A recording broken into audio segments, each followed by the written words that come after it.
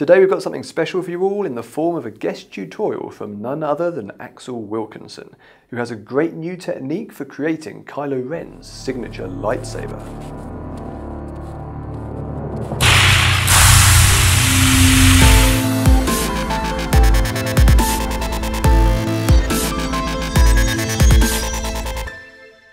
We recently looked at how to create standard light sword effects in HitFilm 3 Express.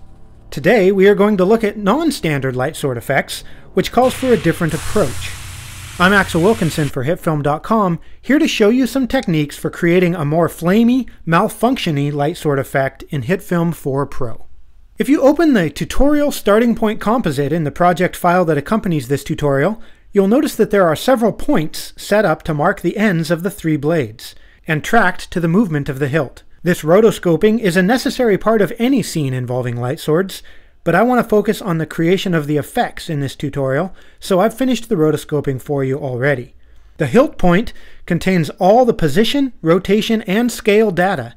Then all the other points are parented to it, so all three blades can be driven by this single point. The finished effect involves several layers. 3 particle simulators creating the main blades, each with a glow effect applied to it, 3 lightning effects on a single layer, and a gunfire effect to create the flaminess around the blades. Due to the use of the particle effect, this tutorial requires either HitFilm Pro or the Particle Simulator add-on pack for HitFilm 3 Express.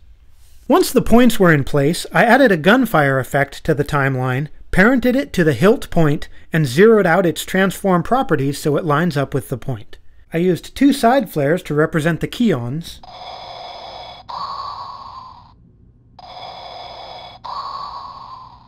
then adjusted the shape of the flash to be long and narrow, like our blades will be.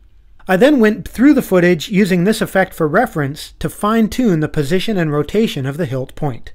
This serves as a stand-in for the blades since we have no prop blades present during this light sword ignition. In most cases, you will have practical blades for direct reference, so this step may not be necessary. Let's turn the gunfire layer off for now and get started on creating the main blade effects. To do this, we will use a particle simulator. Note that it creates a new layer when we drag it to the timeline, and by default it has particles shooting out in all directions. To make the particles fly in a single direction, change the emitter trajectory to cone. Then, in the trajectory settings, set the radius to 0 to tighten them up into a straight line. To adjust the width of the stream of particles, first we need to select the texture we wish to use. In the appearance, we will use the built-in textures and select Fire Ferocity 4. Enable Align to Motion, so the particles travel down the blade, change the blend mode to Add, then set the color to light orange. 255, 146, 70 are the values I used, but I decided on that color by trying different options and repeatedly adjusting the color until it looked the way I wanted. You can, of course, use whatever color you prefer. Now, with our texture set up, we can open the movement controls and adjust the actual scale to 10%. Since this scale is a percentage of the texture's original size, if you use a different texture, you might need to change this value as well. To fill the effect out, open the general controls and increase the particles per second to 4,000. To determine the speed of the effect, start by trimming the layer to begin at 412. I want the ignition sequence to last 5 frames, so I'll advance 5 frames, then increase the speed until the particle stream is a little bit longer than the blade I need. We will dial in the exact length in a moment, so leave it long for now. Bring the particle lifetime down to 0.2, since this is all the time our particles need to reach the desired length.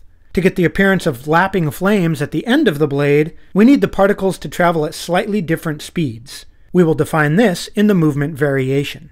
Set the scale to 2% first to create a rougher edge to the effect. Then set the speed to 300. That should be enough to give the variety we need at the blade's end. Now, before we can properly dial in the length, we need to line up the effect with our prop.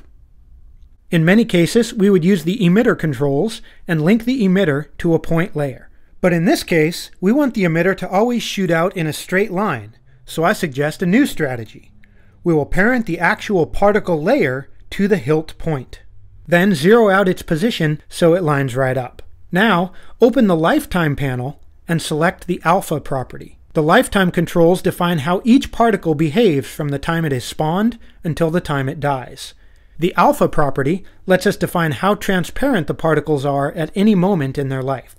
So, change the type to gradient, then add a new control point by clicking on the white bar near the right-hand end. You can set the transparency of any control point by selecting it, then adjusting the transparency slider. In our case, we just need one white point with no transparency and one black one entirely transparent. Adjust the position of these points to dial in the length of the blade precisely. We're basically just making the particles completely transparent at the end of their life. I set mine at 93% and a little before 93%. Later, when we make the Keons, we can make them shorter by editing the lifetime alpha, and we don't need to change the speed or life of the particles, so they will still match the blade nicely. When working with very short particle lifetimes, using the lifetime alpha to define exactly how long the particles are visible is quite useful for precisely dialing things in. With the main blade core done, let's create a glow on it using the Light Sword Glow Only effect and dragging it onto the particle layer. We want the glow to be fairly small, so for inner glow, set the width to 30, alpha to 0.1, and the color to 248, 94, 60. For outer glow, set width to 80, alpha to 0.15, and color to 248, 50. Now that we have our main blade and glow dialed in, we can duplicate this layer to create the crossguard. Select the particle layer and press Command D or Control D on Windows to duplicate it. Rename these two copies to Blade Flames and Right Flames. Now we will parent right flames to the right hilt point and zero out the position. Set the rotation Z to 90, so this Keon is at a right angle to the blade. To change the length of the Keon, select its particle system, open the lifetime panel, and drag the 2 points in the alpha property farther to the left. Once that is dialed in, duplicate the right flames and rename it left flames.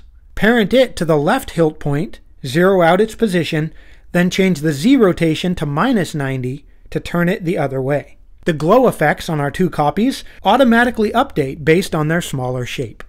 Making the Keons ignite a bit later in the shot is as simple as trimming the beginning of their layers, which I will move to 505. The last issue we need to address with these blades is the way they overlap onto the hilt. We want to have a decently hard edge there, so the flames look like they are coming from inside.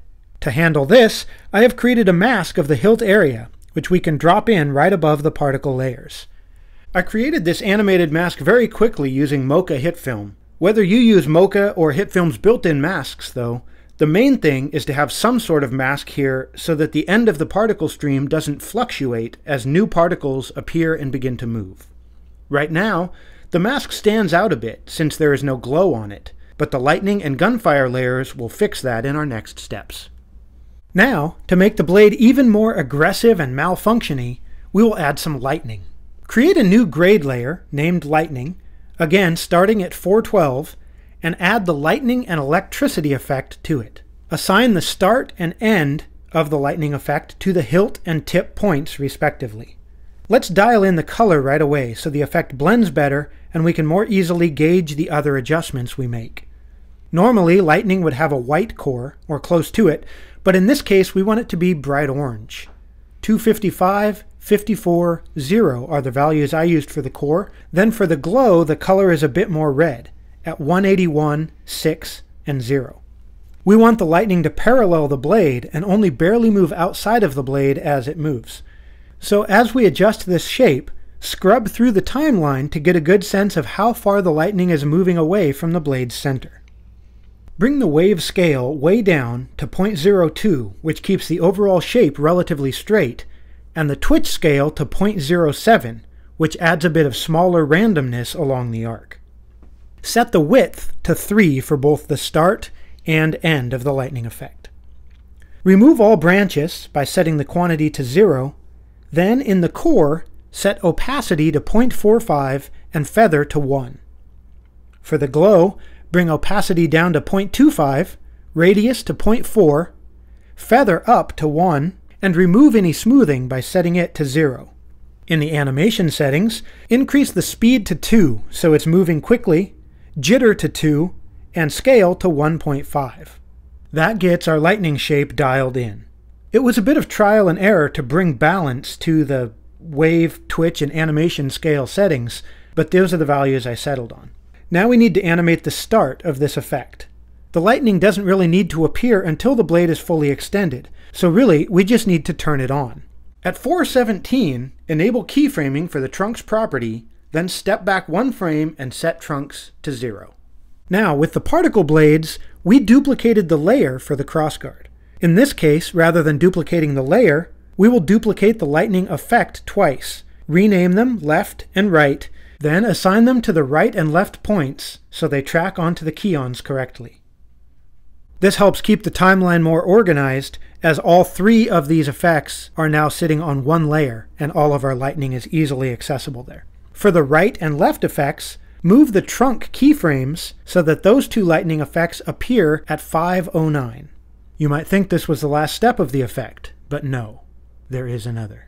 The last thing we want to do is use our gunfire effect to create a subtle bit of flame coming off the blade. Turn the gunfire effect back on and drag it to the top of the layer stack. In the appearance, change the texture to the Sig Sauer and bring the color to a dark red at values of 149, 5, 48. Adjust the color variation to 7%. Now to dial in the core shape. Bring scale down to 40% so the individual particles are smaller. We already have our length and radius set, so leave that, but set the length taper to 50%. Then set the radius taper to 100%, which mostly removes the taper so that the width of the effect is more consistent from end to end.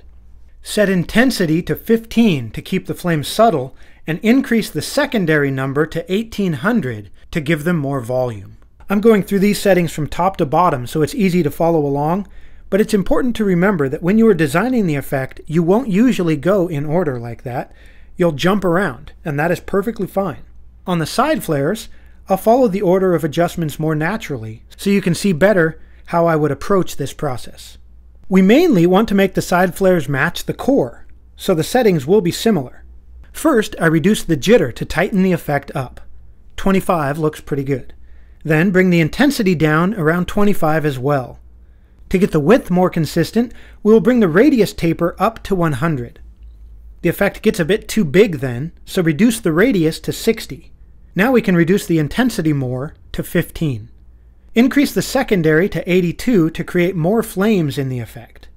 There's a bit of a bulge in the center of the keyon, so pull the length taper down to 23 or so. That looks pretty good, but the scale is still at 80 for the side flares, and we used 40 for the core. It's up to you whether you want to adjust that further.